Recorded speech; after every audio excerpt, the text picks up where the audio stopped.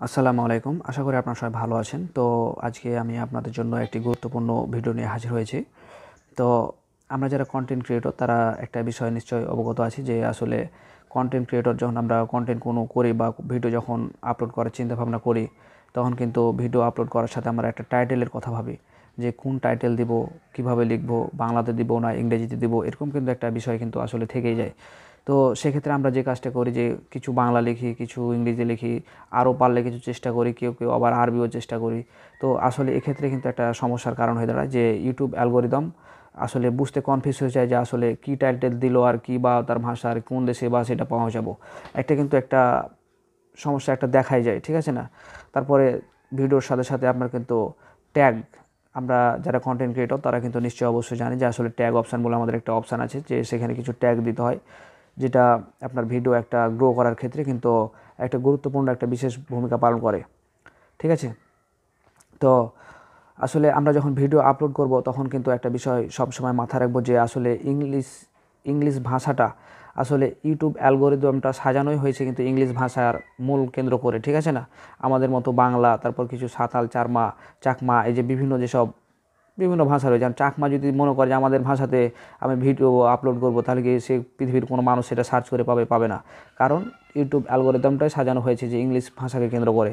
Fourth subject হিসাবে আপনার ধরেন যে বাংলা ভাষাটাকে তারা প্রাধান্য কিছুটা দেয়, কারণ একটা দেশ আছে বাংলা, সেক্ষেত্রে কিন্তু তারা বাংলাটাকে কিন্তু কিছুটা মানে ফর্মালিটি হিসাবে রেখেছে, কিন্তু এটা আসলে কার্যকরের ক্ষেত্রে তেমন ভূমিকা পালন করে না, ঠিক আছে?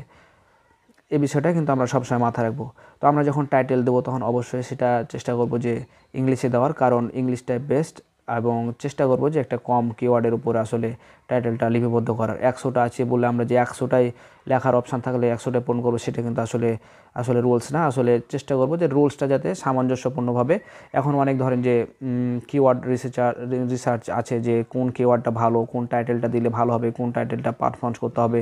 এক্ষেত্রে বেশ কিছু অ্যাপস পাওয়া যায়, সেই অ্যাপসগুলো আপনারা দেখতে পারেন, যেমন টিউববডি, তারপরে আরও বেশ কিছু অ্যাপস আছে, প্রো ভার্সন আছে, ফ্রি ভার্সন আছে।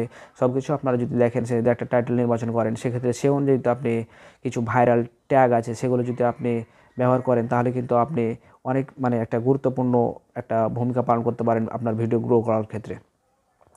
তো আমরা এবার মূল কথা আসা যাক যে আমরা আসলে ধরেন যে আমরা যখন ট্যাগ নির্বাচন করি, যে ট্যাগ নির্বাচন করার ক্ষেত্রে কিন্তু আমরা একটা একটা যে কাজগুলো করে থাকি যে কিছু বাংলাতে দিই, কিছু ইংরেজিতে দিই, কিছু আবার বাংলা ইংলিশ মিলে আমরা ব্যবহার করি। তো আসলে ইউটিউব অ্যালগোরিদম আসলে কি এগুলো বুঝে?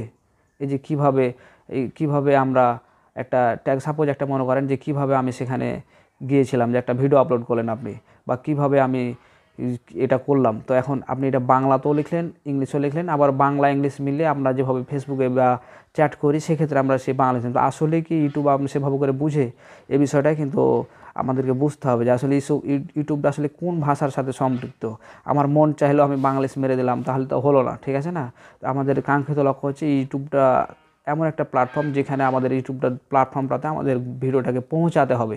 তো এই পৌঁছানোর জন্য আমাদের কিছু মানে সে সিস্টেম করে পৌঁছাতে হবে যাতে সার্চ করলে মানুষ আমাদের জিনিসটা পায়। তো সার্চ আমি এমন কিওয়ার্ড রিসার্চ করলাম যে সে সার্চ মানুষ জানেই না, এবং আমি নিজের মন মতো একটা কিওয়ার্ড বসালাম, তারপর আবার বাংলা ভাষাতে বসালাম বা বাংলিশ ভাষাতে বসালাম, তাহলে তো হলো না, ঠিক আছে না? আমাদের অবশ্যই চেষ্টা করব যে সেটা যাতে ইংলিশ ভাষা হয়। এবং খুব এখন আরেকটা প্রশ্ন এর ভিতরে কিন্তু থেকেই যায় যে আসলে কিওয়ার্ড রিসার্চের ক্ষেত্রে যে আমরা যে জিনিসগুলো রয়েছে, যে আসলে কিওয়ার্ড যখন রিসার্চ করব তখন কতগুলো কিওয়ার্ড ব্যবহার করব। তো কতগুলো কিওয়ার্ড বলতে আমরা এখানে বোঝাচ্ছি যে আমরা 500টা অপশান থাকে, তাহলে কি 500টায় পূরণ করে দেবো? কোনো দরকার নেই। আমি দেখেছি যে আমার বেশ কিছু ভাইরাল ভিডিও আছে যেগুলো কিন্তু আমি টাইমের অভাবে আমি কিন্তু ধরেন যে অতটা ট্যাগ নির্বাচন করতে পারিনি, আমি আপলোড করে দিয়েছিলাম। তো দেখেছি সে ভিডিওটা আমার বেশি পারফরমেন্স করেছে। কাজে এই কথা কিন্তু এখান থেকে প্রমাণ হচ্ছে যে আপনার ভাইরাল ট্যাগের জন্য যে আপনার অনেকগুলো ট্যাগ অপশান করার জন্য আপনি 5 দিন লাগিয়ে দিবেন, সেটা কিন্তু আসলে কথা না। আপনার কন্টেন্ট যদি ভালো থাকে, আপনি টাইটেল জাস্ট ফর্মালিটি স্বরূপ দুটো আপনি ট্যাগ ব্যবহার করবেন, ইটস অ্যানাফ। আপনাকে অত ট্যাগ যে 500টা অপশান আছে বলে আপনি 500 ওয়ার্ডের যে কিওয়ার্ড ব্যবহার করবেন ট্যাগে, সেটা কিন্তু কোনো কথা না, ঠিক আছে না? এই বিষয়টা কিন্তু সবসময় মাথায় রাখবেন। তো একটা বিষয় এখান থেকে স্পষ্ট আমরা বুঝতে পারছি যে আমরা টাইটেল নির্বাচন করব যে সীমিত পর্যায়ের একটা কিওয়ার্ড দিয়ে, এবং যখন আমরা ট্যাগ ব্যবহার করব তখন কিন্তু অবশ্যই সে রিলেটেড কয়েকটা কিওয়ার্ড আমরা ইংলিশে ব্যবহার করার চেষ্টা করব, তাহলে অবশ্যই সেটা ইউটিউব অ্যালগোরিদমের ক্ষেত্রে বুঝতে সুবিধা হবে।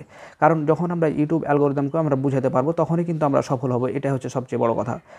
তাকে আমরা যদি মনের ভাবটা প্রকাশ করতে না পারি যে আসলে ইউটিউব কী বুঝে, সেটা যখন সে বুঝতে পারবে তখনই কিন্তু আমাদের ভিডিওটা গ্রো করার ক্ষেত্রে পারফরমেন্স রাখবে।